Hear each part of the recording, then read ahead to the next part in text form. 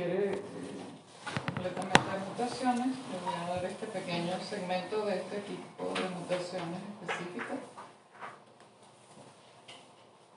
que se llama quizás el nombre es como más amplio, es mutaciones dinámicas. Vamos a ver por qué. Este tipo de mutaciones se le llama dinámica porque cambian el concepto tradicional desarrollado desde que se empezó a entender las bases genéticas. Es que las mutaciones son hechos puntuales que una vez que ocurren permanecen, se transmiten a la siguiente generación, etc., pero no cambian, es decir, ocurrió y se fija o se pierde si hay otro fenómeno poblacional. Pero en este tipo de mutaciones hay posibilidad de cambio, ya sea desde una gama normal hasta una gama patológica, y dentro de la gama patológica sigue habiendo cambios, es lo que vamos a ver. Solo ocurre con segmentos repetidos del ADN. Eso lo mencioné un poquito en una de las clases anteriores. Hay segmentos repetidos en tándem, que pueden ser de 2, 3, 4, 5, 6 y más. Secuencias que se repiten. Ese grupo de secuencias se repiten. Y hay variabilidad en ese tamaño. Por eso se llaman polimórficas, porque hay distintas formas en la población. En la gama normal. Así como hay variaciones de un solo nucleótido en la población, en este tipo de mutaciones y en estos segmentos repetidos también en general son polimórficos. Y hay distintas variantes en la población. Esta se las mostré la vez anterior. Si ven, hay una proporción bastante alta, que es esta que está abajo que dice repeticiones en tándem. Es un porcentaje, 40% de las secuencias del ADN extragénico, es decir, que no necesariamente está contenido dentro de un gen, es este ADN o estas secuencias altamente repetidas o altamente repetitivas, que bueno, se definen o se llamaron siempre repeticiones en tándem.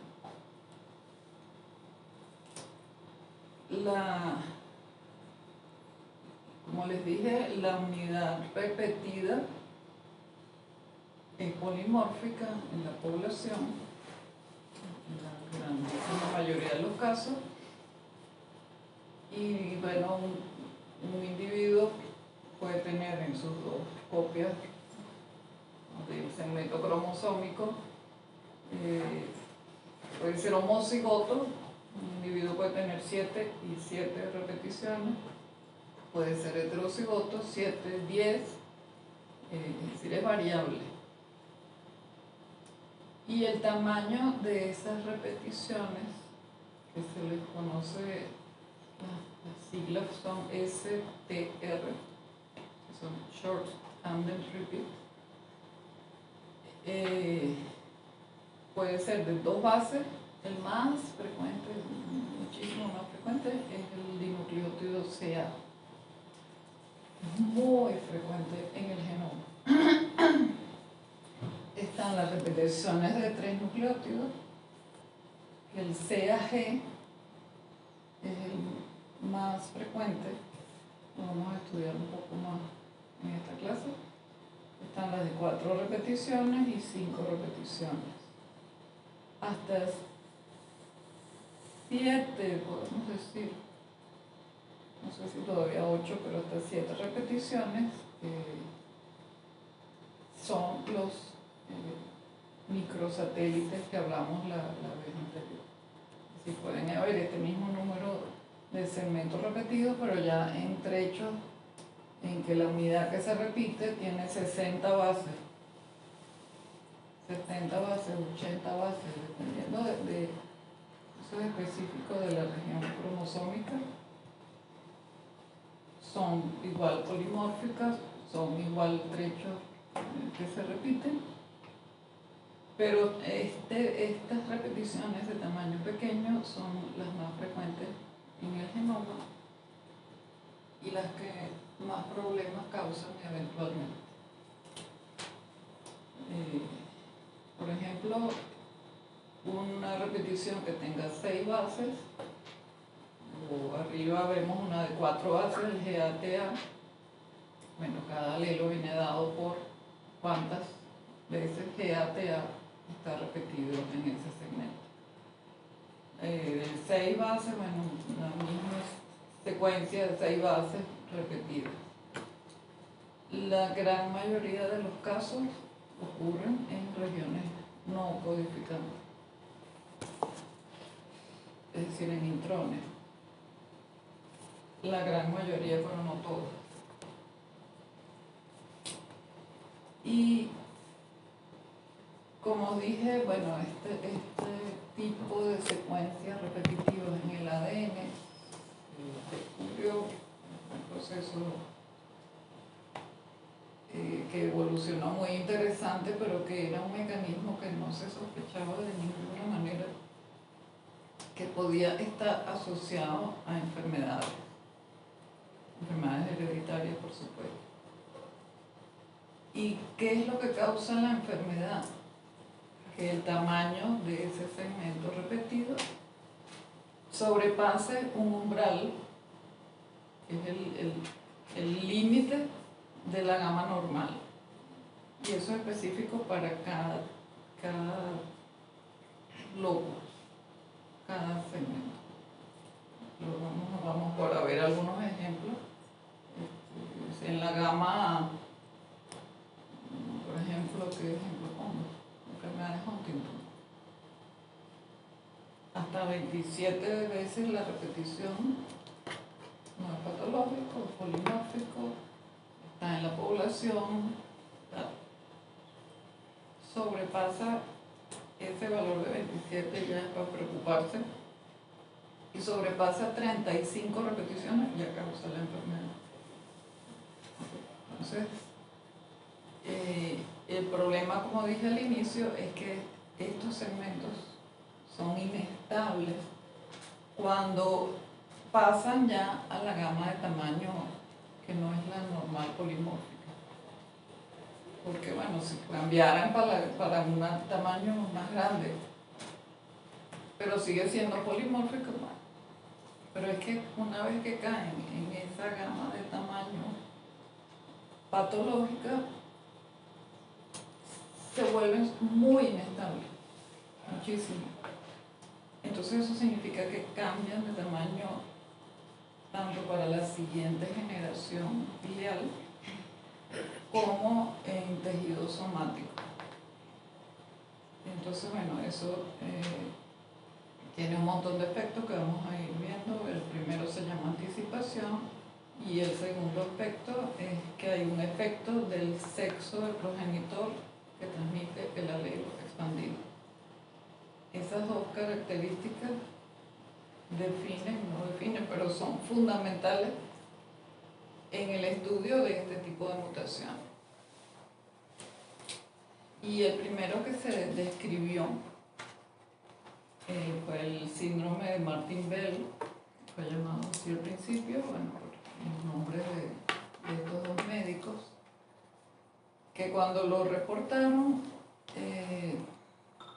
lo reportaron como un síndrome, porque era muy característico. Ellos hicieron la descripción clínica, todos los casos compartían como características comunes discapacidad intelectual de grado variable, podría ser leve o severa, trastornos de conducta y rasgos físicos muy característicos, que son frente ancha, orejas grandes, prominentes, hiperextensibilidad articular en los dedos,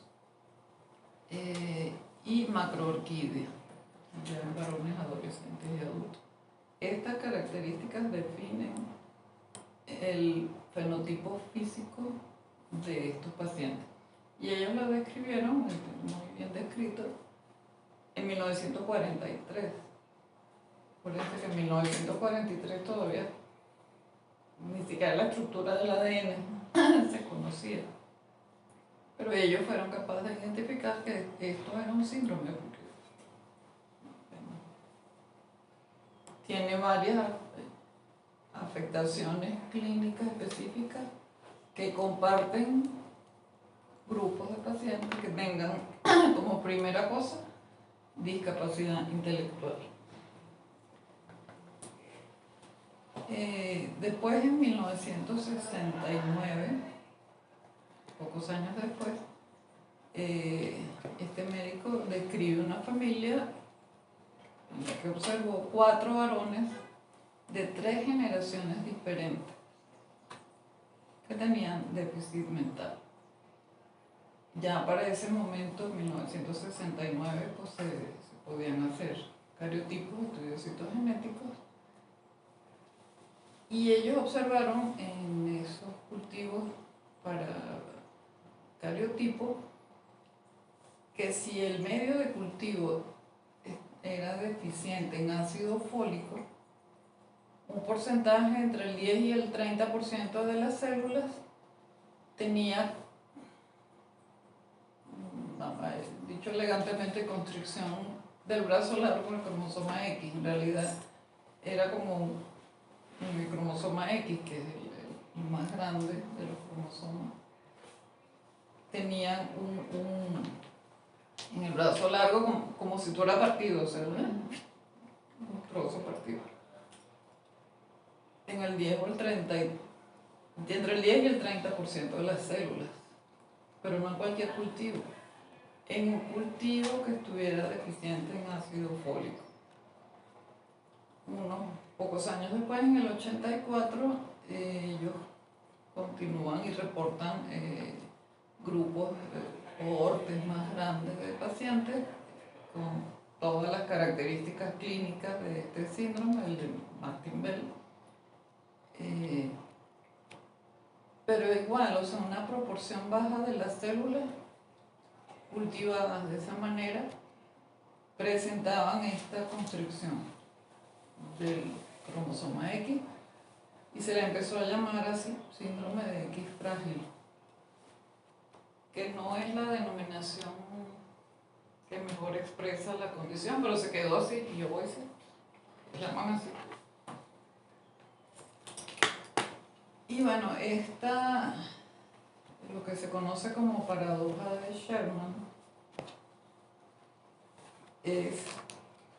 fue, digamos, la historia del desarrollo del conocimiento de esta condición es fundamental, porque Sherman, que era mujer, ella observó todas estas cohortes, eran cohortes grandes de pacientes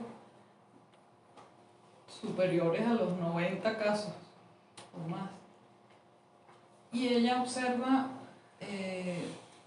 que había un efecto del sexo del progenitor de origen en relación a la afectación de su descendiente. O sea, ella hizo una observación exhaustiva, se evaluó todas las genealogías y las transmisiones de cuando eran de mujer hacia hijo varón o hacia hija hembra, y observa, bueno, todo lo que se observa, pero hay que entenderlo desde el punto de, en ese momento, nada de cuál es el gen, ni cuál es la causa, es una descripción clínica de transmisión del síndrome. Entonces ella postula varias cosas. El punto 4, el riesgo del síndrome en los descendientes depende del sexo y del fenotipo del progenitor portador. Las hijas de varones portadores asintomáticos casi nunca están afectados, no tienen déficit intelectual. Mientras que las hijas de mujeres portadoras asintomáticas tienen un riesgo alrededor del 30% de padecer la condición. B. Las mujeres portadoras con déficit cognitivos, ya con manifestaciones, presentan un mayor riesgo de tener hijos, particularmente varones, con afectación o déficit intelectual. Y el riesgo de tener un descendiente con el síndrome aumenta en cada generación. Ella está haciendo una descripción basada en evidencia, eso es lo que ella podía ver. Y sugiere que este fenómeno, que es el último punto, el riesgo de tener un descendiente con el síndrome, aumenta en cada generación. Entonces ella lo llama anticipación genética. Es decir, en la siguiente generación hay mayor riesgo. O sea, el riesgo no es igual por generación. Y eso era absolutamente inusual para los patrones de herencia conocidos ya a esas alturas. Pues ya está más que demostrada y convencida todo el mundo de las leyes de Mendel, de los modelos de herencia recesiva y dominante, bueno, todo lo que ustedes han estudiado. Entonces esto de que el riesgo fuera diferente en cada generación, no lo podían explicar. Pero era bien importante todo lo que ella postula en lo que se llamó después la paradoja de Sherman. Entonces aquí se me dio ver que por cada generación el riesgo es mucho mayor que, por ejemplo, la generación 3. La generación 3 hay un 5% en la 3-2, número 2.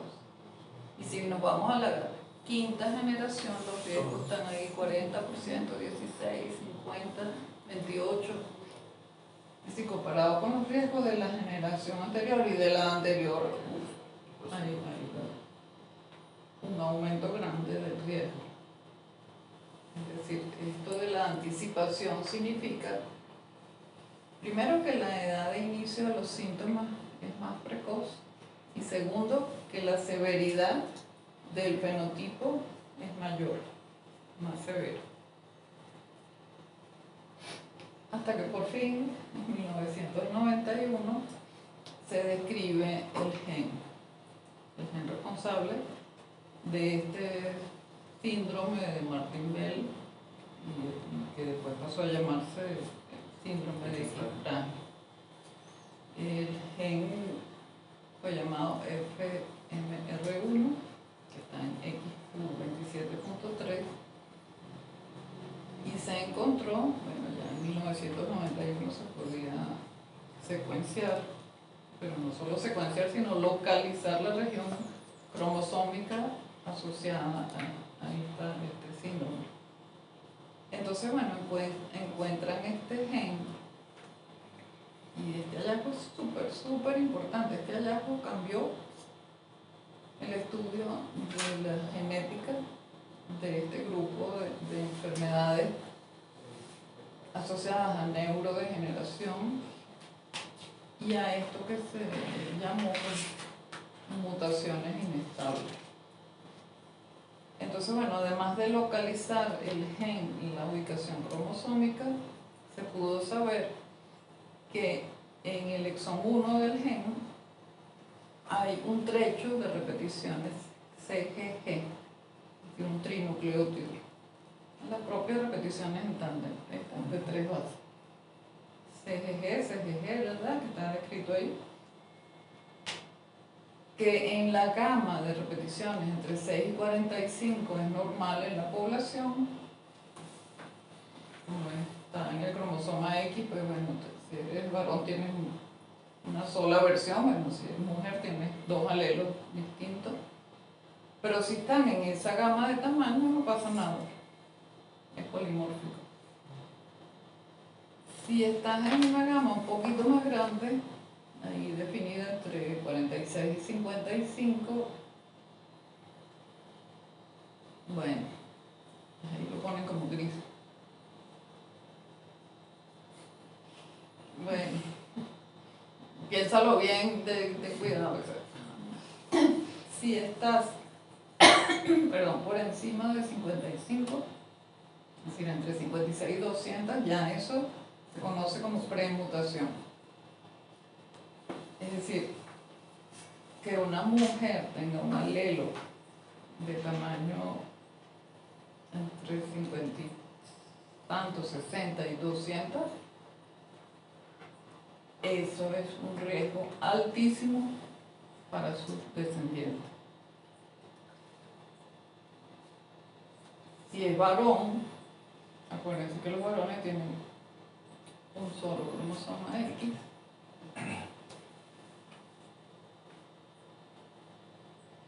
Hay que ver cuál es su fenotipo. Puede tener un fenotipo moderado, leve, pero es varón. Cuando lo transmita a su descendiente mujer, porque a un varón no se lo va a transmitir, eventualmente pudiera, como ya en la gama inestable, pudiera en su descendiente hija tener manifestaciones, pero que no van a ser tampoco severas, porque ella tiene un cromosoma X en la gama normal. Entonces, se compensa. Es decir, los más fregados son los varones, que tienen una única copia de este gen. Y bueno, mayor a 200 repeticiones, ya eso es mutación completa, ya eso es el fenotipo clínico completo, con usualmente todas las manifestaciones clínicas y la afectación intelectual severa. ¿Qué ocurre? Que, como les dije, ese trecho de repeticiones está en el exón 1, o sea, eso viene, está la región promotora y lo que sigue es el exón 1. Entonces, esa gama de repeticiones, y además son secuencias GGG, esas secuencias se metilan. O sea, el mecanismo etiopatogénico de la enfermedad es que se silencia el gen. Y se silencia por metilación. Se silencia ese segmento del exón 1, pero también se silencia toda la región promotora aguas arriba. Toda esa región de la promotora hacia arriba también está absolutamente metilada. Entonces, en un paciente con expansión en la gama patológica y manifestaciones clínicas y tal, si uno evalúa, esto es de trabajo hecho aquí en el laboratorio, ¿cómo puede uno saber si la secuencia está metilada o no? Metilada implica gen silenciado. Bueno, hay que tratar el ADN con bisulfito, eso produce una conversión, porque acuérdense, ahí lo que está echando broma y que se está silenciando son lo que se llaman las islas CPG, que son C y G, aunque la repetición es CGG. El tratamiento con bisulfito hace una conversión y entonces puede secuenciarse una secuenciación de Sanger normal, y donde había antes C, uno ve la transformación a A. Entonces aquí en este electroferograma, todos estos circulitos son las secuencias de un paciente metilado.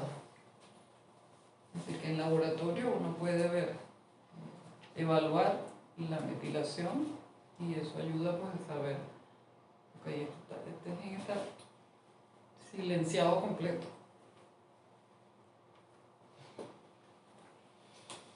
Bueno, eso fue descrito en 1991, se identificó este gen. Ese mismo año, entonces, empezaron por fin a describirse otros genes asociados a enfermedades conocidas, pero que no se conocía la causa genética. La siguiente fue el gen AR, que es receptor de andrógeno. El receptor de andrógeno tiene un trecho de repeticiones de 3 bases, un trinucleótido, que el mecanismo es igual. Hay una gama normal que es muy polimórfica. De hecho, nosotros lo usamos en el laboratorio cuando queremos ver relaciones filiales. Es una maravilla el marcador de la R. Es súper polimórfico. Claro, si es varón o hembra, tienes un alelo, 2 alelos, todo eso es una maravilla en la gama normal. Pero es un trinucleótido, un trecho repetido, y cuando supera un valor umbral, produce lo que se llama la enfermedad de Kennedy, atrofia músculo bulbar espinal. Eso fue descrito el mismo año del X frágil, y después, un año después, en el 92, el gen de la distrofia miotónica, que tiene este mismo mecanismo de expansión de un trinucleótido. Es decir, se abrió un mundo, un ventanal de entender por fin las causas, las bases de este grupo de enfermedades que hasta en ese momento solo podían describirse clínicamente. Hasta que no se describió este mecanismo, lo de anticipación propuesto por Sherman, permanecía como una hipótesis. Incluso Penrose, que era un médico genetista muy bueno, él no estaba convencido de que eso fuera, no que no fuera verdad, sino que no fuera, él lo llamaba un artefacto estadístico. O sea, esa, vamos a llamarlo así, esa sensación de que en la siguiente generación empieza más joven y más severo, eso puede ser un sesgo de las genealogías evaluadas. Y era un buen médico genetista y era matemático, pero él no estaba convencido de que la anticipación de verdad existiera físicamente. Pero bueno, con estos 3 hallazgos, pues no es un artefacto estadístico.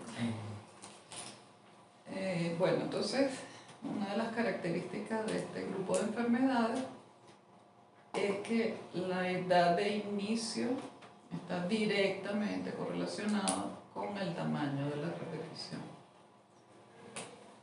y la severidad de la enfermedad. Mayor tamaño, mayor severidad; menor tamaño, más tardíamente se van a manifestar los síntomas.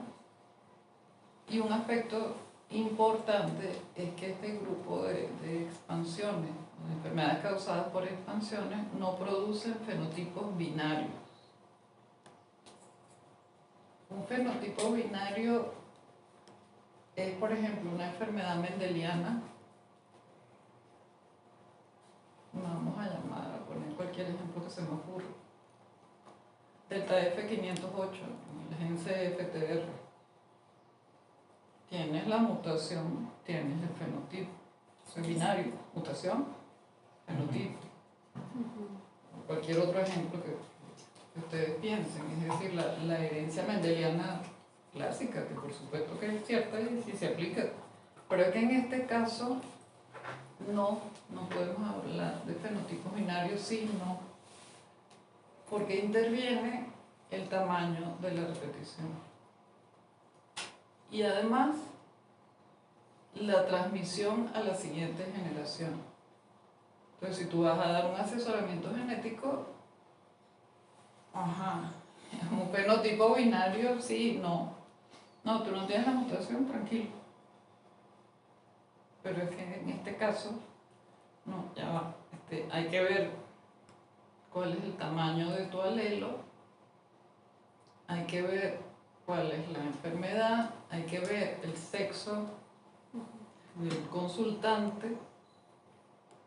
Es decir, es todo un aspecto que nos aplican, para las otras condiciones aplican otras cosas, pero que no es lo que en un asesoramiento genético que tú des sobre un fenotipo mendeliano clásico interviene.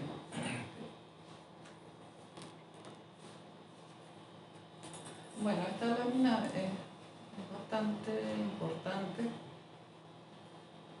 Bueno, importante porque resume un montón de información. Las manifestaciones clínicas están directamente relacionadas, y no solo las manifestaciones clínicas, sino el mecanismo etiopatogénico está directamente relacionado con la ubicación de las repeticiones, de los trechos repetidos en el gen en el que ocurre. Entonces está el grupo en los que el trecho repetido está aquí, en la región 5' no traducida, es decir, antes del codón de inicio. Está el grupo que está en un intrón, que lo hablamos la otra vez, bueno, si está en un intrón, ¿cuál es el problema?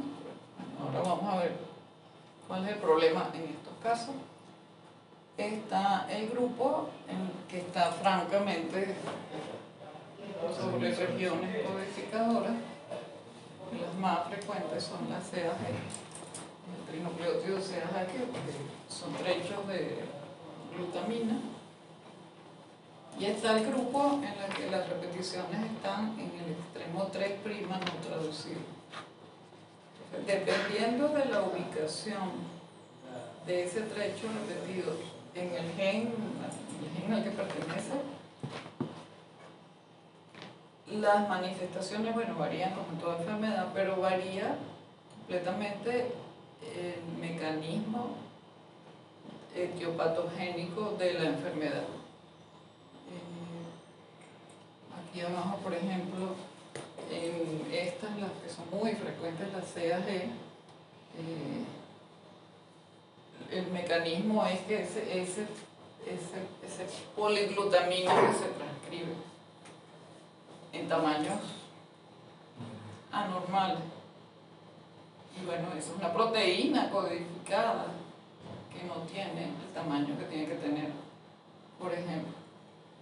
Hay otros tipos de repeticiones como el polialanina, y están varios mecanismos asociados a toxicidad del ARN mensajero, porque estos trechos repetidos de tamaño grande están en el ARN sin procesar, están en el pre-ARN, y eso es distinto a un ARN como debe ser, del tamaño que tiene que tener, etc. Entonces hay una proporción importante que el mecanismo es por toxicidad del ARN. Entonces, bueno, en la parte de arriba se agrupan, podemos agrupar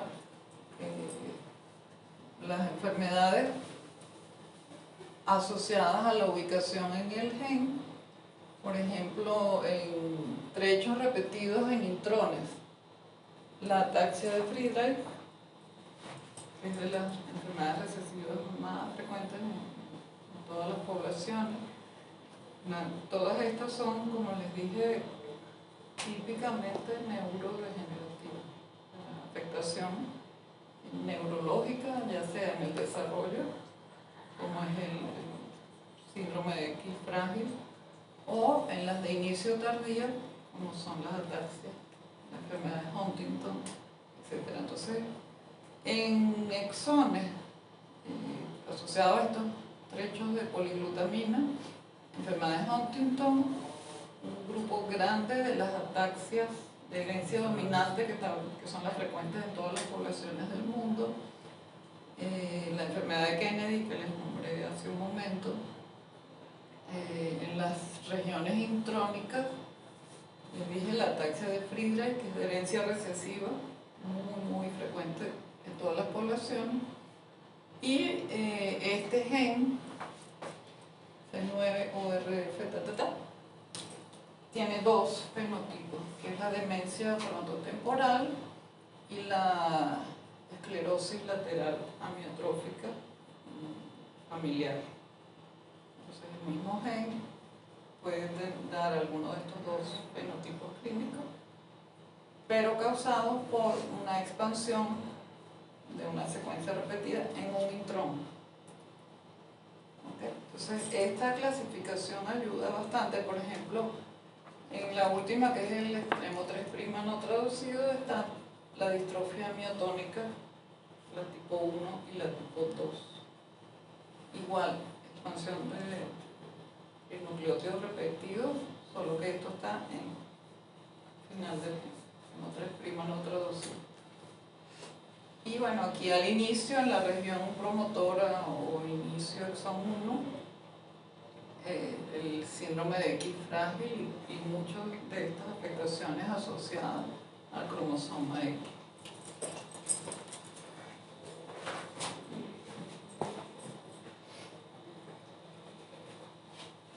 Como les dije, bueno, depende de la ubicación, es el mecanismo etiopatogénico. De las ataxias, todas las ataxias son de inicio tardío, son neurodegenerativas de inicio tardío. El efecto tóxico en prácticamente casi todas es lo que se llama ganancia de función.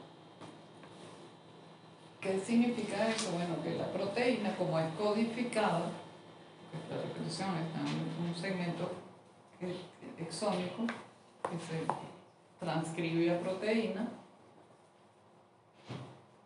la proteína, cuando uno llama ganancia de función, es como que adquirió el cambio, la proteína. No es que va a funcionar mejor, o sea, ganancia de función no significa que la proteína funciona mejor, sino que adquirió conformaciones anormales que causan que se altere todo su procesamiento en todos los compartimientos celulares, etc. Eso es lo que se llama mutaciones con ganancia de función. Estas expansiones en el ARN afectan muchísimo el procesamiento de corte y empalme, el procesamiento del pre-ARN. Como les dije, porque están en el ARN, entonces la maquinaria de corte y empalme se altera porque no reconoce la secuencia que está esperando encontrar para hacer el procesamiento. Por ejemplo, en la demencia frontotemporal se producen unos dipéptidos que son unas isoformas de la proteína que son deleterios, son la causa de la enfermedad. ¿Okay? Igualito eso, de inicio tardío. Hay un mecanismo no completamente entendido que está en el gen JPH3, que es el de la pseudocorea tipo 2, HBL2, en el que la orientación del gen está en la hebra 3', 5'. Y esa hebra se transcribe, pero también está la hebra 5', 3', que tiene la secuencia CAG.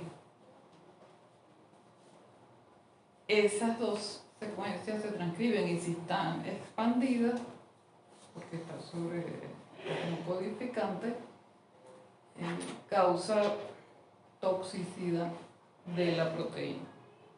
Y todavía el mecanismo no está completamente claro. Y un mecanismo que se conoció ya mucho más recientemente, se identificó primero en bacterias, se llama RAM, que significa traducción no asociada a ATG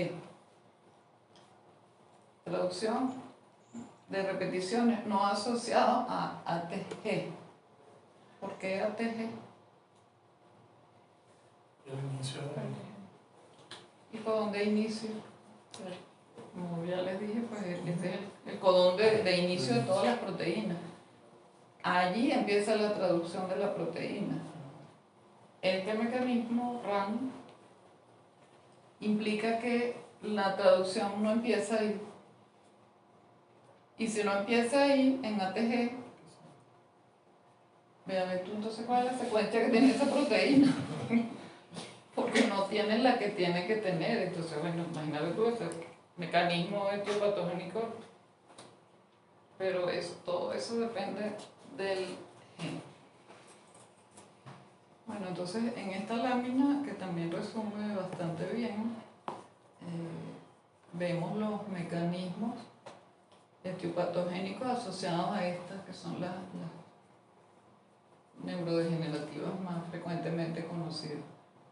La primera es la ataxia de Friedreich, que la expansión es intrónica, está el X frágil, y el mecanismo de estas dos es una desregulación epigenética. ¿Por qué epigenética? En el caso del X frágil es porque el gen se silencia, como vimos hace un momentico. Es decir, se metila y se silencia. ¿Y por qué es epigenética? Bueno, porque originalmente no es que el gen vino defectuoso de fábrica y estaba metilado, no, sino que la presencia de la expansión desencadena la metilación, que tiene como efecto final el silenciamiento. Después están el grupo de las que están en intrones o en regiones no codificantes, la ataxia 10, voy a mencionarles un poco algunas cosas ahora. Está en el intrón 9, pero el tamaño de la expansión de la ataxia 10 es de miles de repeticiones, 4.000, 5.000 repeticiones. Igual ocurre con la ataxia de Friedreich, que está en el intrón 1, son por encima de 500 repeticiones. Comparado con la ataxia 10, no.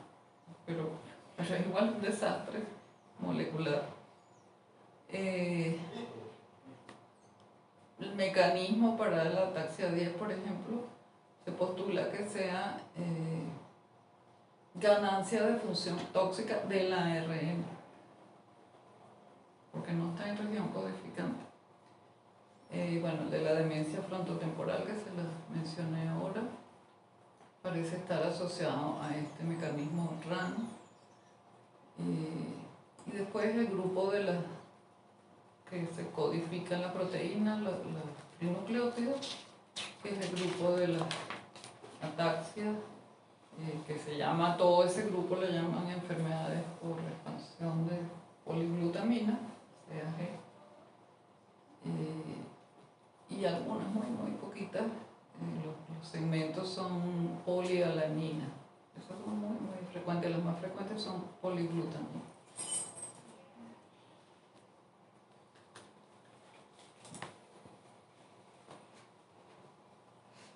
Es difícil demostrar cuáles son los mecanismos, porque incluso en cada gen pueden actuar quizás más de un mecanismo. El asunto es que ese trecho aumentado de tamaño de repeticiones, casi todos los mecanismos etiopatogénicos postulados, en algunos casos demostrados, están asociados a la formación de una horquilla, vamos a llamarlo así, loop.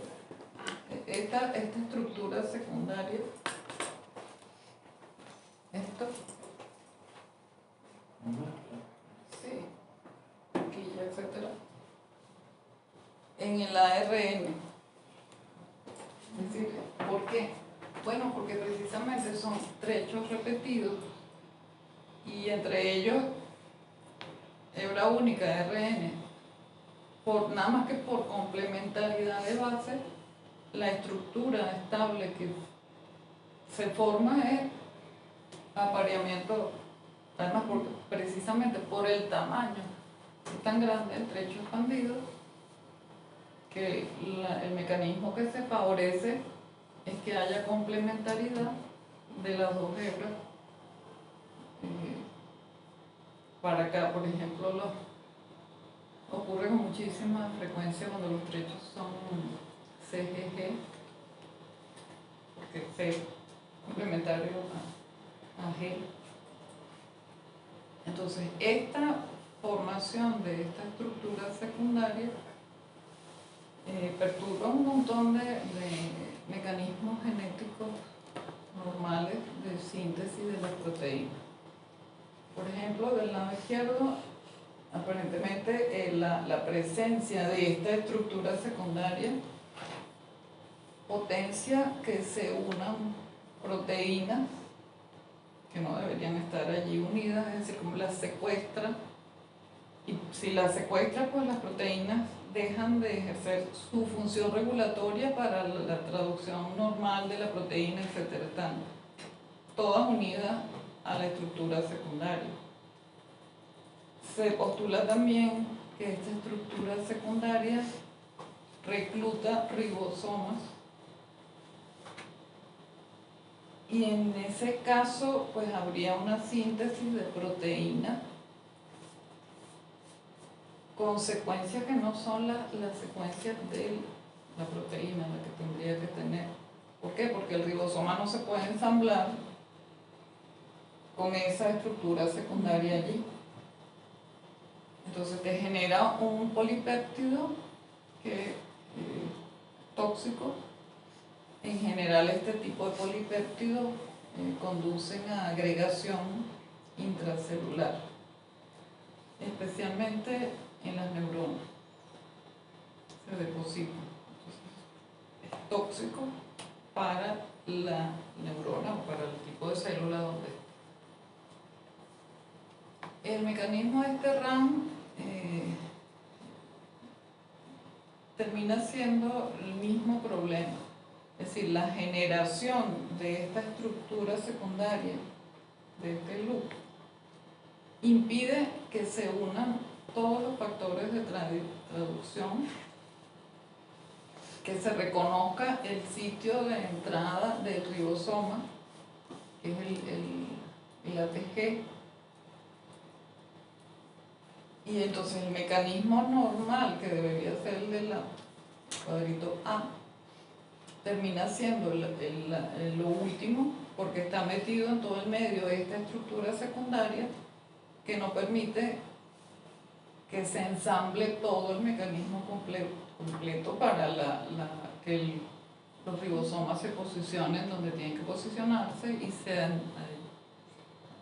se unan todos los otros factores de traducción.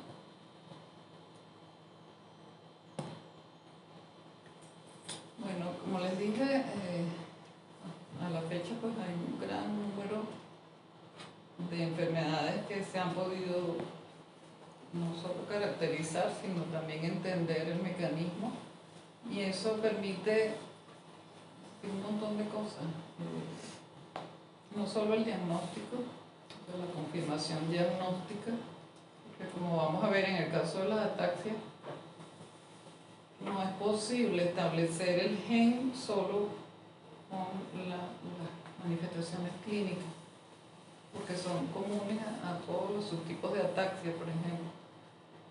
El caso del X frágil, déficit cognitivo, bueno, y las otras características clínicas te orientan, pero bueno, la confirmación diagnóstica te la da poder estudiar el gen, evaluar el tamaño de las repeticiones y establecer el riesgo de recurrencia de la madre para siguientes embarazos. Es decir, esto abrió océano enorme, útil, del que todavía hay un montón de cosas que no se conocen. Aquí a la derecha está la gama de tamaños normales, como les dije, eso es específico de cada gen. Si vemos la ataxia 6, del lado izquierdo arriba tenemos la Huntington, ataxia 1, 2, 3, la 6. Y al lado está el nombre del gen, es una poliglutamina, o sea gen, pero que su gama normal es pequeñita, de 4 a 18. A 18. 18. Pequeñita. Esa es la gama normal. Y la gama patogénica, es decir, a partir de 18, pero no es que llega a miles, llega a 30, 40. Un tamaño así, aunque esté expandido, es perfectamente, vamos a decir, estudiable en el laboratorio, porque con una PCR clásica, con algunos añadidos que uno puedes estudiarla.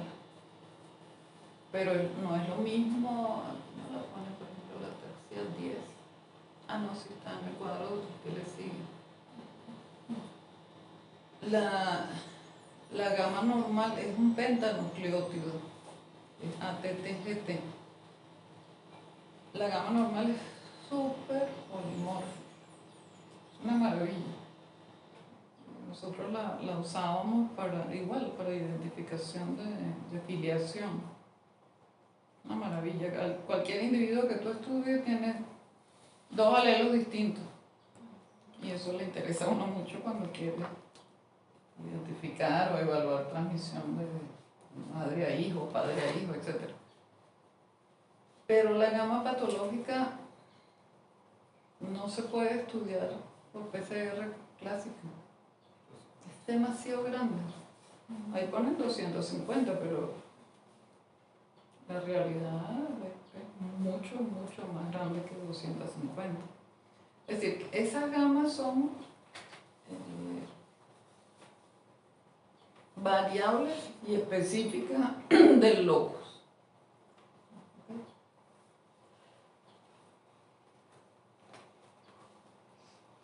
Ahora, ¿por qué ocurre?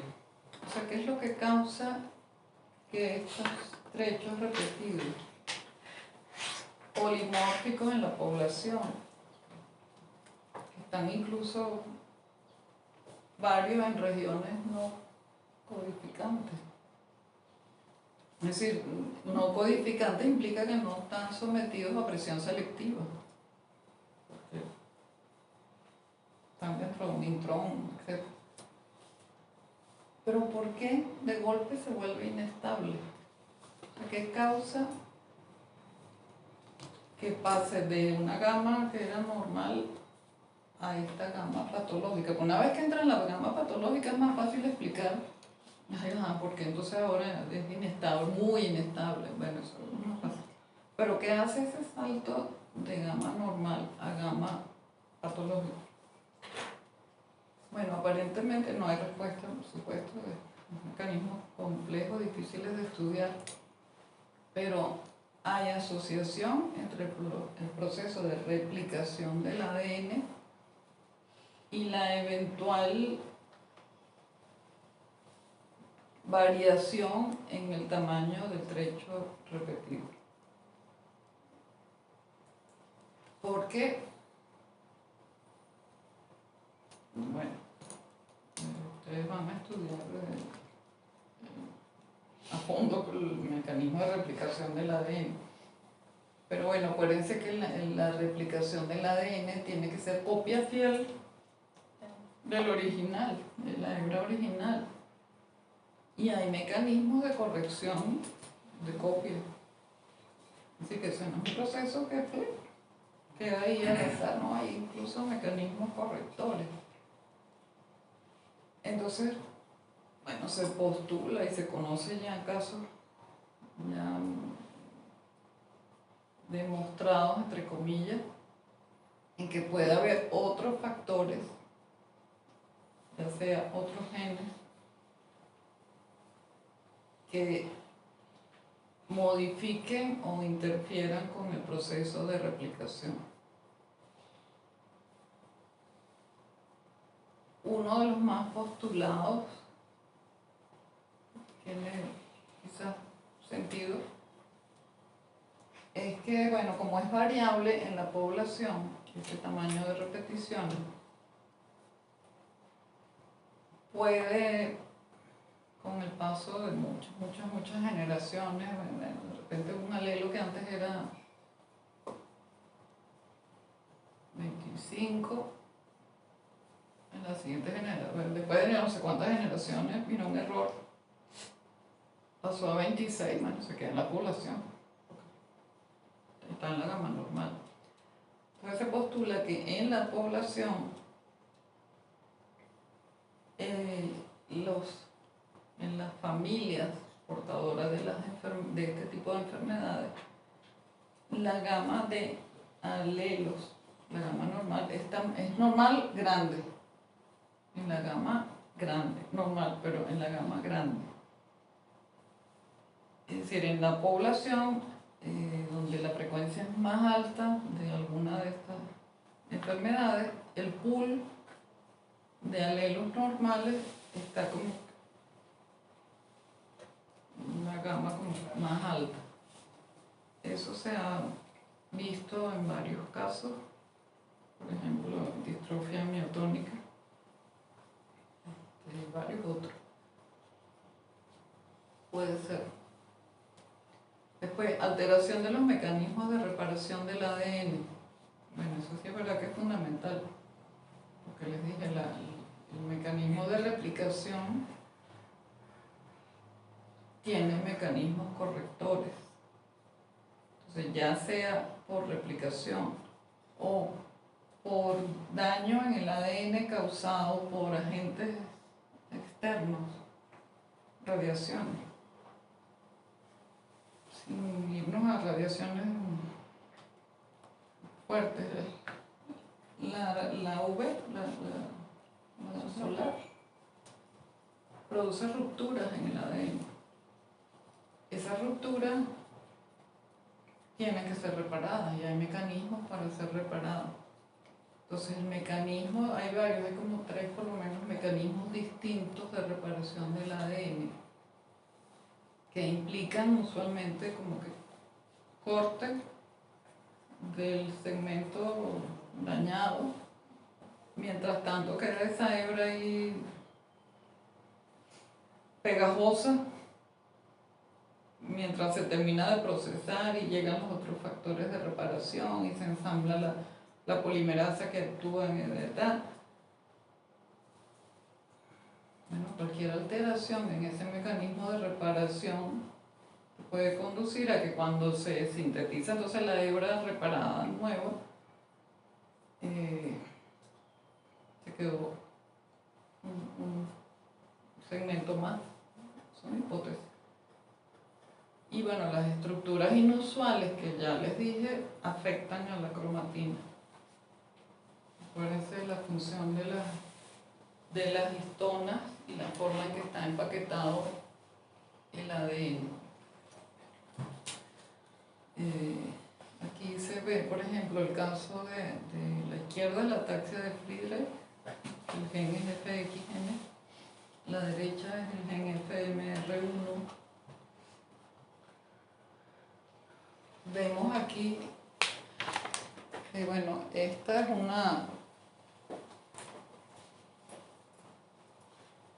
un trecho normal en el que no hay expansión, etc. Pero por las razones las que sean, de todas las que mencioné, hay una expansión y por lo tanto se forma esto, es como que, uy, ya va sobra un trecho ahí muy largo, ¿qué hacemos con eso? Es decir, se pliega para que pueda ocurrir todo el proceso que implica la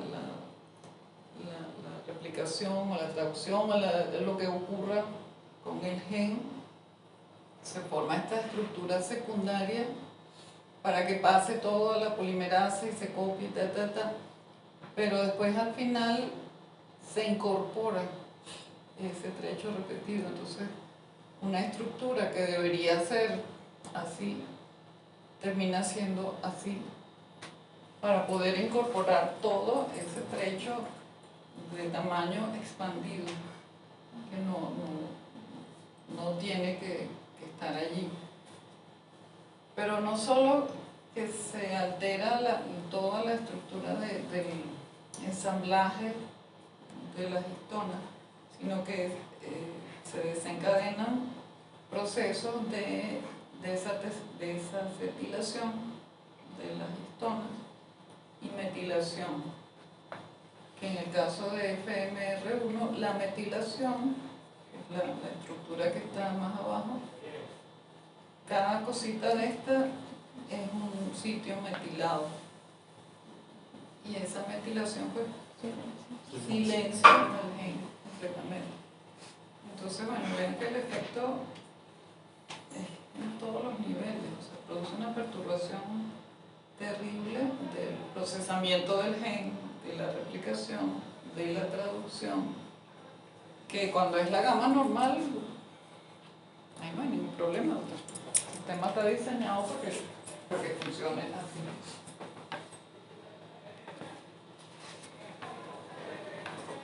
Como les dije, el problema básico son estas estructuras secundarias, asociados aparentemente al proceso de replicación, pero por distintos mecanismos, ya sea por secuestro, o sea, que potencien o favorezcan la unión de proteínas que se quedan allí en esta estructura secundaria, o por cosas tan sencillas como impedimento físico, es decir, una polimerasa, nada, es que no se puede ensamblar todo el proceso, no solo la polimerasa, pero la polimerasa prácticamente llega después que se unieron un montón de proteínas. Entonces, hay una afectación, un impedimento estructural por estos trechos expandidos.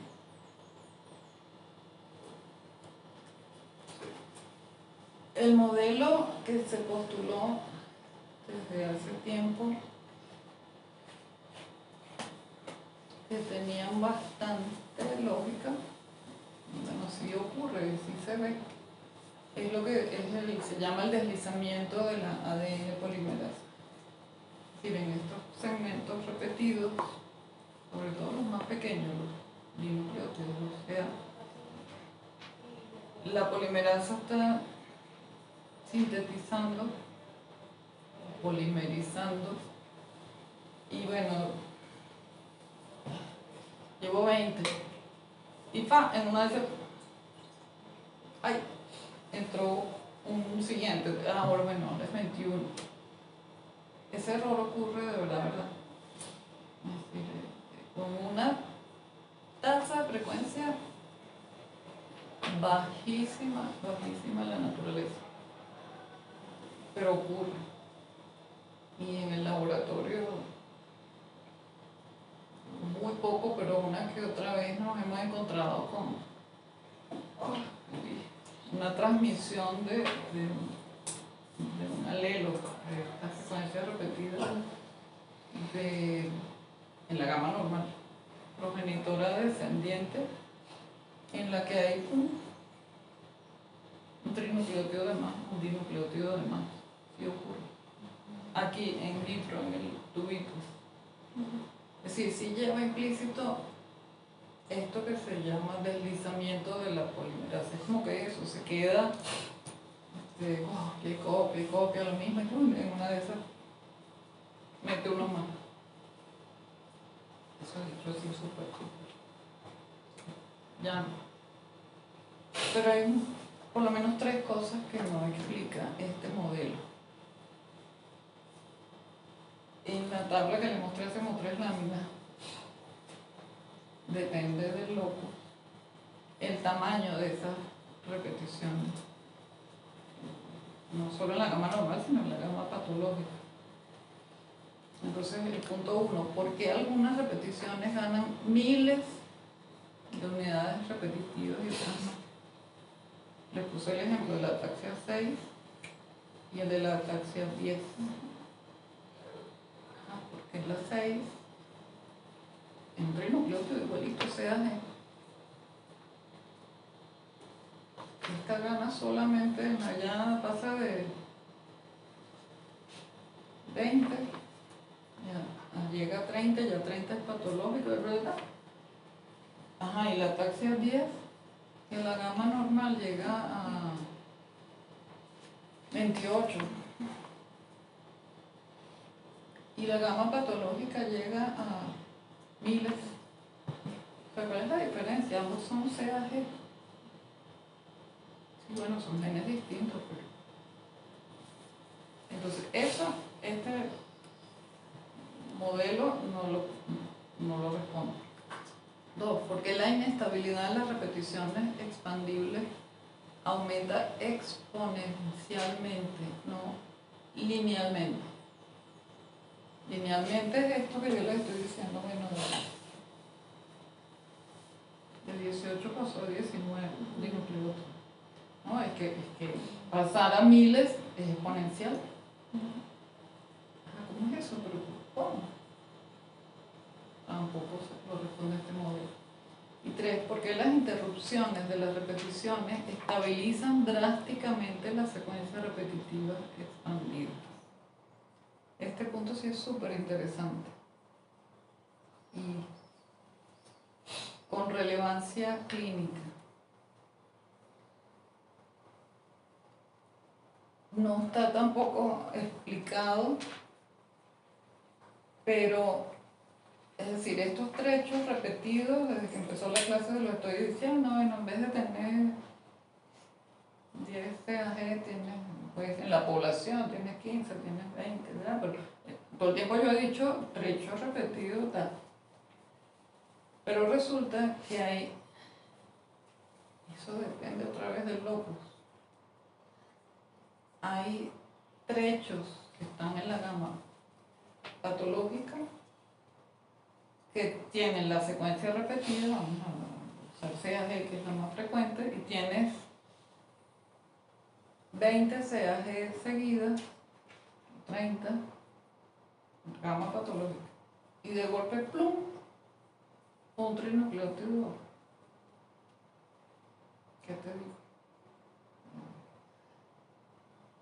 GTT, por decir cualquiera. Un trinucleótido que no tiene nada que ver con el trecho repetido, o sea, uno ahí metido en el medio. Y después sigue su CAG, y así a lo largo del segmento expandido. Eso, por supuesto, ni se sospechaba, eso se empezó a ver a medida que se pudieron estudiar. Y la presencia de estas interrupciones en los trechos repetidos modifica bastante el fenotipo, porque afecta la inestabilidad, eso es bueno entre comillas, en la transmisión a la siguiente generación, pero tiene también impacto funcional. Y les doy el ejemplo de la ataxia 10. La ataxia 10, cuando se describió por primera vez, casi con muy poca diferencia de tiempo, en México y en Brasil. En ese momento empezaron a descubrirse las bases genéticas de estas enfermedades. Y resulta que los casos descritos en México, entre las manifestaciones clínicas, estaban las convulsiones. Pero los casos descritos en Brasil, no. Mismo fenotipo. Claro. Al principio, bueno, ¿y esto qué es?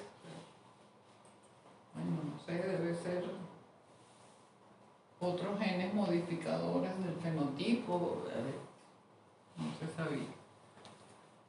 Como esa ataxia es tan infrecuente en otras poblaciones,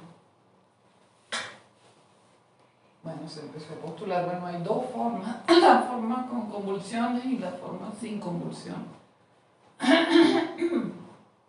Porque con los poquitos casos que había, pues las familias que tienen en su fenotipo las convulsiones, todos los integrantes afectados tienen convulsiones. Y las familias que no tienen en su fenotipo, ¿verdad?, todos los afectados no tienen convulsiones. Bueno, tardó muchísimo en esclarecerse, y eso es reciente, de hace, yo no sé, no creo que llegue a 5 años, menos, que se encontró, porque dado el tamaño de la repetición, secuenciar eso técnicamente, secuenciación Sanger, no se puede. Encontraron que la interrupción del trecho repetido, que en este caso es un pentanucleótido, interviene en la presencia o la ausencia de las convulsiones. Es decir, esos trechos interrumpidos, o sea, esas secuencias que tienen interrupciones de la secuencia repetida, eso modifica sustancialmente, eventualmente, el fenotipo clínico y la estabilidad del alelo expandido. Pero también eso es específico del locus. En la enfermedad de Huntington, por ejemplo, hay interrupciones, pero muy pocas. Entonces, como que no ayuda, que no hay muy pocas en ese trecho repetido. Y después, este misterio, que todavía es misterio, que se ha visto ya desde el inicio, y es que hay un efecto del progenitor de origen, es decir, no es igual que quien transmite el alelo expandido sea varón o sea hembra. Porque además eso es específico también del locus. En algunos casos, por ejemplo, en Huntington es súper distinto si el que transmite el alelo es varón o es hembra. Súper distinto al descendiente. Pero en ataxia 7, por ejemplo, es al revés. Es decir, si la que transmite el alelo expandido es mujer, es muchísimo más inestable que si es varón. Si eso es específico del loco. Pero entonces, ¿por qué? Entonces, bueno, lo que se puede proponer es que si el progenitor de origen es varón, masculino, sus gametos se producen todo el tiempo, ¿sí? Todo el tiempo, o sea, creo que hay gametogénesis cada 16 días, no sé, cada rato. Desde que nació este individuo y más atrás. Bueno, desde la pubertad particularmente. Entonces dice, bueno, si cada rato está en división mitótica para producir el gameto mitótico, eso, por supuesto, mientras más veces se replica el ADN, pues mayor ocasión hay de que ocurra un error, ¿no?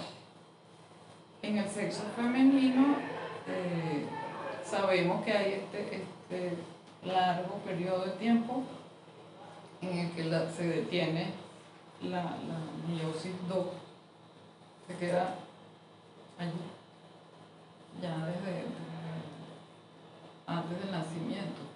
Y se activa solamente, bueno, al inicio de la pubertad y tal y qué sé yo. Entonces ese tiempo extendido para esa meiosis en las mujeres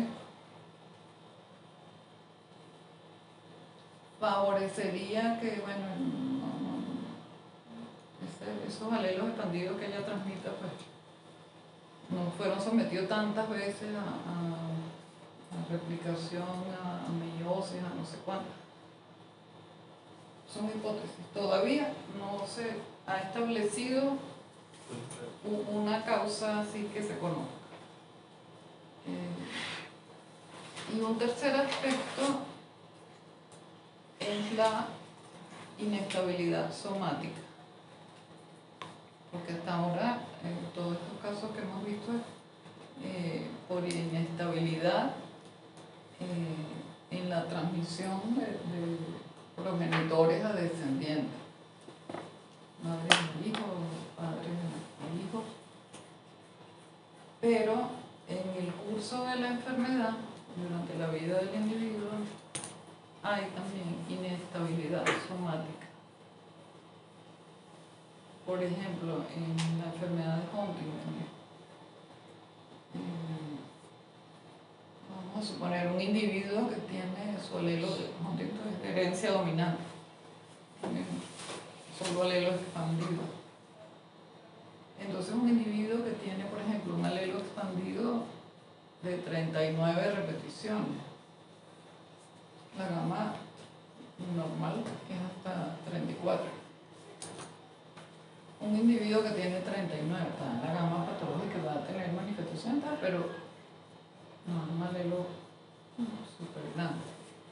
Pero resulta que en el curso de su vida y durante la afectación por la enfermedad, en el cerebro y en algunos otros tejidos se ha demostrado que hay expansiones muy grandes en los tejidos que van a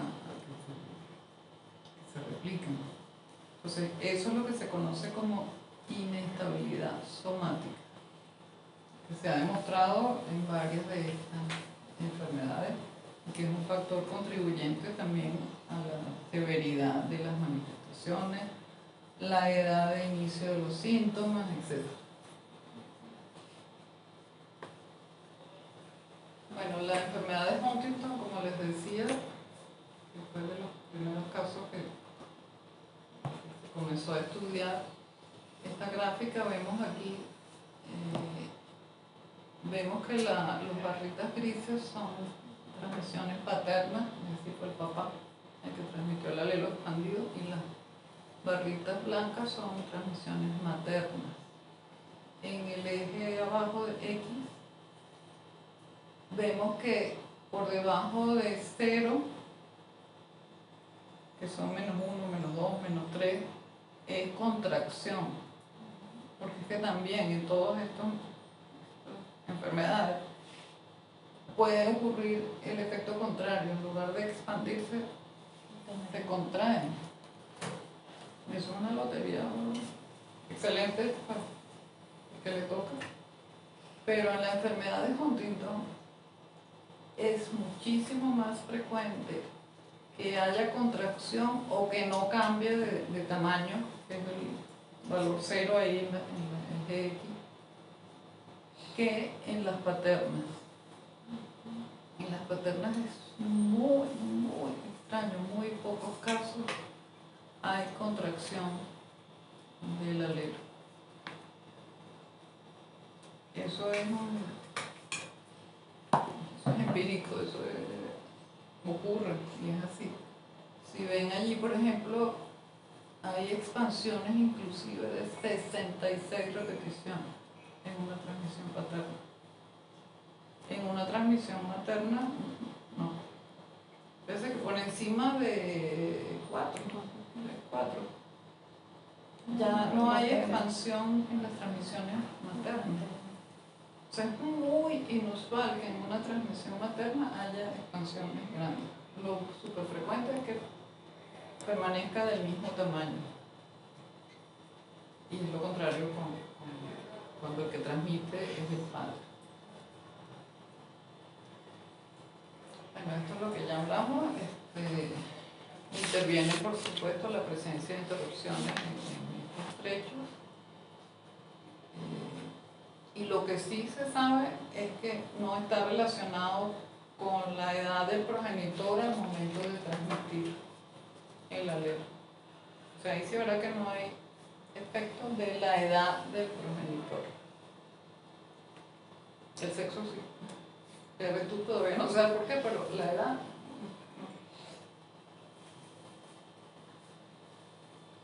Bueno, la enfermedad de Huntington, que ya le he dado mucho, es lo que les dije, ese trecho poliglutamina, cuando supera el umbral de 35 repeticiones, genera una proteína en región codificante que no se puede plegar.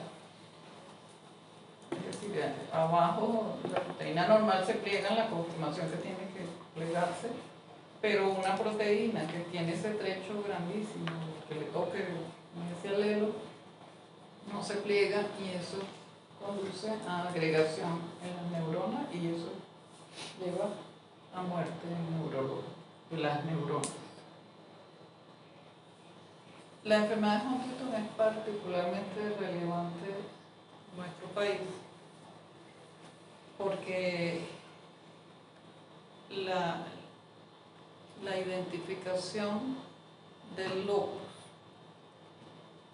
se hizo con muestras de pacientes del estado Zulia.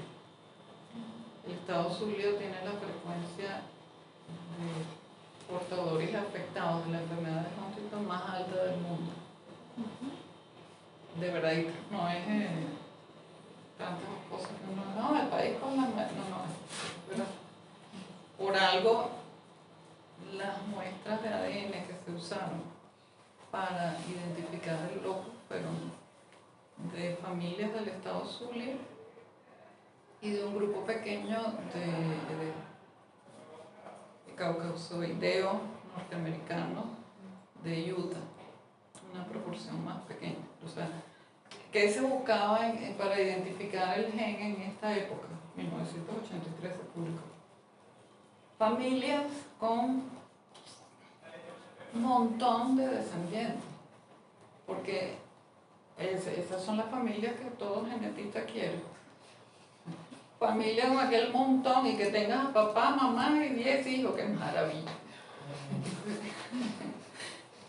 Y esas son las familias del Zulia. Y del llano. Sí. En el llano todos Son son 12, también. 13, 14 hijos. Seguro, tú dices, pero ¿cuándo? Pues, entonces, El viernes le muestro la genealogía de mi familia. Ay, yo vi esa tarea y dije, no. Mi papá tiene 2 hermanos. 12, Sí, no, papá tiene tiene 11.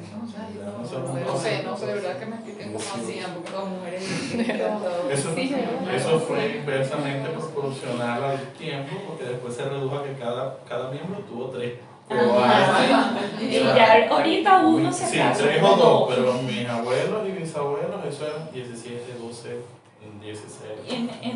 En estos días estábamos hablando de mi abuela y mi Casualmente, embarazador no, dice que, o sea, tu abuela, no sé, la casaron a los 14 con mi abuelo, no sé qué, y duró que si 9 años embarazada, porque fueron 16 embarazos, o sea, perdió 4, entonces es que yo digo, toda la vida embarazada, o sea, no descansaba. Y además, o sea, atender a... Una No es nada más tenerlo, o sea, atenderlo, porque además son familias constituidas. Haría uno en febrero y el otro en diciembre. 2 veces al año. Sí, tal cual.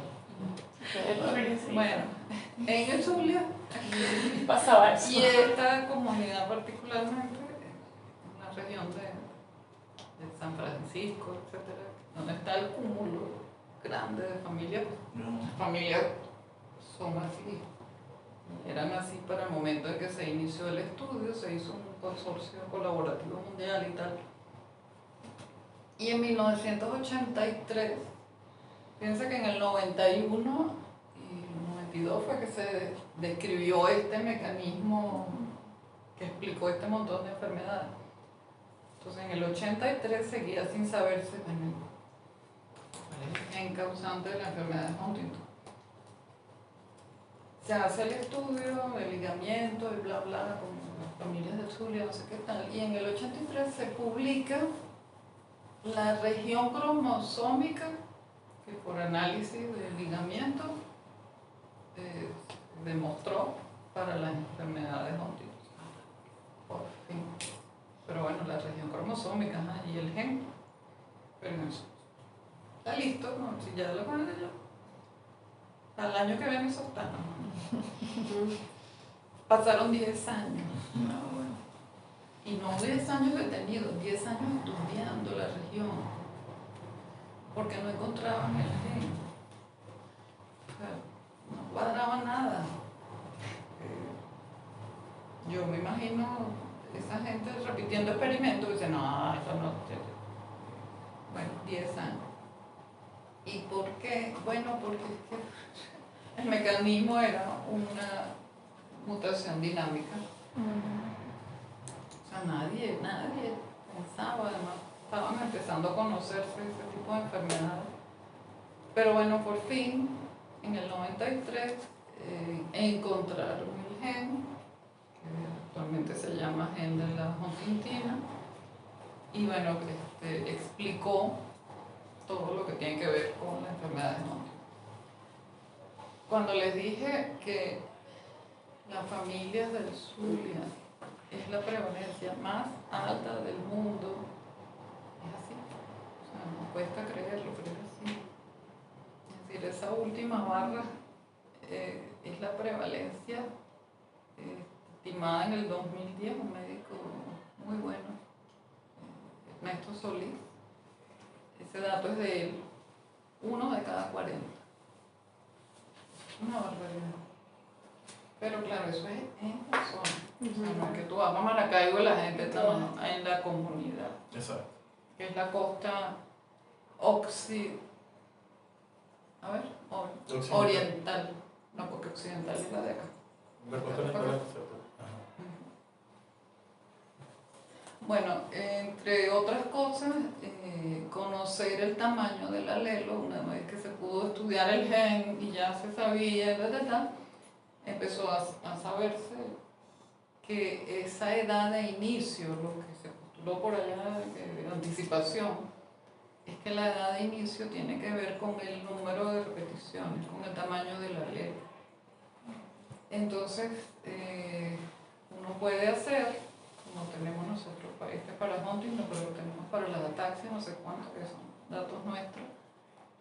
Ok, un individuo que tiene, vamos a decir, 49 repeticiones. Ajá, cuando tú le ves el asesoramiento genético y el señor es asintomático, individuo, no señor o señor, es asintomático, pero tenía a su papá o a su mamá,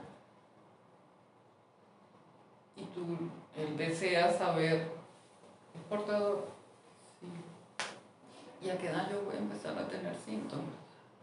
Entonces uno puede predecir, bueno, con un margen, porque intervienen algunas otras cosas que no se ha podido demostrar ya, cuáles intervienen, no sé, pero hay algunas cosas que intervienen, modificadoras, pero uno puede decirle a la persona de 49 repeticiones, bueno, mire, usted va a tener una edad de inicio de 55 en una gama, está aquí, 55. ¿no? Más abajo. Ah, Hace entre 40 y 30 años de edad. Sí, o sea aquí. Sí, ya lo Más o menos, un poquitico más alto, 40. 45, tú dirás, oye, pero 10 años, tú vas a predecir con una... Bueno, o sea, mejor que ni nada, ¿no? Pero es que es así porque hay otros factores modificadores. Este grupo colaborativo mundial que se mantuvo, bueno, está activo todavía. Ellos hicieron incluso un trabajo relativamente reciente. Ellos quisieron evaluar si el ambiente, le hace petrolero del lago, era un factor que influía sobre la edad de inicio, sobre la prevalencia tan alta, sobre tal. No, esa no es. Entonces, bueno, hay una gama allí que interviene. Además, es difícil establecer con precisión cuál fue la edad de inicio, porque la persona puede tener algunas manifestaciones que, ay, él es así. Sí, pero es que ajá, él es así. Ajá, eso a lo mejor es una edad de inicio, porque hay manifestaciones que son evidentes, como los movimientos coreicos, pero que no necesariamente aparecen como primera manifestación. Entonces las alteraciones psiquiátricas pueden aparecer primero, o cognitivas. Entonces eso cuesta más de establecer con precisión.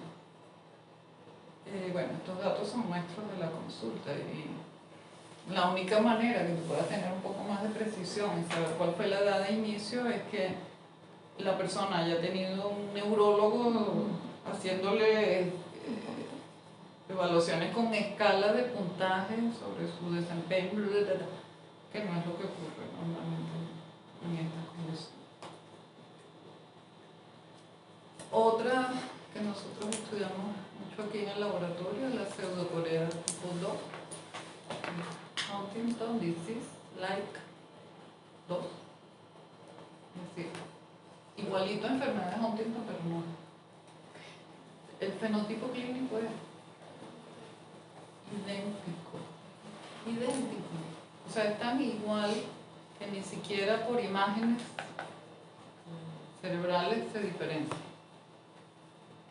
Es idéntico el fenotipo, pero cuando viene a la consulta una persona con manifestaciones típicas, movimientos coreicos,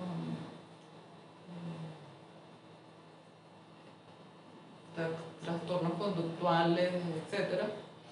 Bueno, empieza por enfermedades de Huntington. Cuando uno da Huntington, pero el fenotipo es, ok, vamos con HDL2. Y en el país tenemos estos focos geográficos que muestro ahí con estrellas, en estos estados en los que la prevalencia del lugar de nacimiento de los antepasados es bastante frecuente, particularmente el Falcón, de Cumarebo, Puerto Cumarebo. Es una región geográfica donde hay un número relativamente grande de familias, porque esta enfermedad es muy infrecuente. Y resulta que solo en el mundo se observa o ocurre en personas con ancestralidad africana, subsahariana. En individuos caucasoideos no la busquen, ya la han buscado, no está. Asiático tampoco. Amerindio, no. Individuos de ascendencia africana subsahariana. En Estados Unidos, pues, afrodescendiente. Que no tiene que ser afrodescendiente de aquí el papá, no, hacia atrás. Y nosotros, bueno, ustedes saben, nuestra mezcla en la población. Todas las familias tienen origen africano subsahariano. La lámina que les mostré antes son marcadores que nosotros estudiamos que son súper frecuentes. Yoruba es una población africana subsahariana. Bueno, esos marcadores de Yoruba son los que están presentes en las familias de aquí. Si buscas esos marcadores en mexicanos de la población, no hay frecuencia. Las barras, el tamaño de las barras rojas de este gráfico te indica la frecuencia del marcador en esta población. Después el mundo de las ataxias, bueno, como les dije, las ataxias son frecuentes en todas las poblaciones del mundo. Actualmente hay más de 49 subtipos distintos, todos excepto una, todos con las mismas manifestaciones clínicas. Y la principal es la ataxia y la disartria, alteraciones de la marcha y movimientos tipo temblor, ya no son movimientos coreicos, principalmente las manos, los superiores, y movimientos, hay afectación frecuente en los oculomotores. Pero todas las ataxias, de las 49 que se ven, todas tienen lo mismo.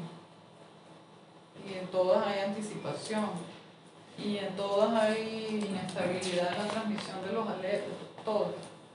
Pues la única manera de diagnosticarlas, y todas comparten manifestaciones clínicas, es estudiando directamente el gen y midiendo el número de repeticiones.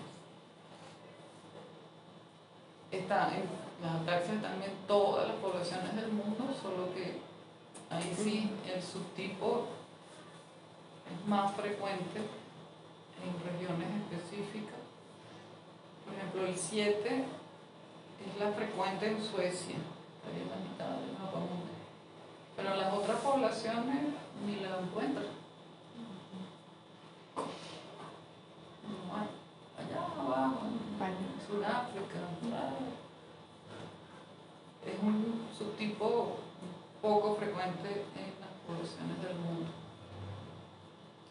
Pero nosotros, nuestro subtipo más frecuente es ataxia 7. Seguido de ataxia, ¿dónde estamos nosotros? Aquí abajo. Seguido de ataxia 3 y 2. La 3 y la 2 están en casi todas las poblaciones. En Cuba la 2 es la más frecuente. En Cuba hay un efecto fundador para la ataxia tipo 2. Nosotros estudiamos en este momento, son creo que 12, que son las más frecuentes en el mundo. Y bueno, la 10 está presente en nuestra población. La 10 es una ataxia muy particular, es la que les dije que se describió primero en México y después en Brasil. Pero la 10 no se encuentra en ningún otro continente del mundo. No está en el continente europeo, no está en los asiáticos, no está en Australia, no, solo América. Y ese origen de la 10 es amerindio. Esta ataxia es de tipo amerindio, que nosotros tenemos en nuestra población, por supuesto, nuestro componente amerindio. Igual que las otras, los casos que nos llegan a nosotros provienen de regiones geográficas específicas, que es lo que nosotros llamamos focos, particularmente del estado Anzoátegui, del estado Sucre, y una escapada por ahí que es de Yaracuy, que hasta ahora es una sola familia, pero Anzoátegui es un foco importante. Ese es un estado en el que el componente amerindio actual y bueno, remoto por supuesto es alto. Entonces la mayoría de ataxia 10 viene de allí. Entonces en la consulta viene un paciente consultando por ataxia, por supuesto uno de los requisitos en la consulta es los lugares de nacimiento de los antepasados. Y para nosotros eso es orientación diagnóstica. Se demuestra en laboratorio, pero si tienen pacientes que sus abuelos y sus bisabuelos son de yo no sé qué lugar, calidad de Anzoátegui, ok, vamos a empezar por las 10. Con frecuencia es así. Okay, entonces, bueno, también demostrado por estudios de marcadores, son los mismos que se han reportado en todas las ataxias 10 del continente americano.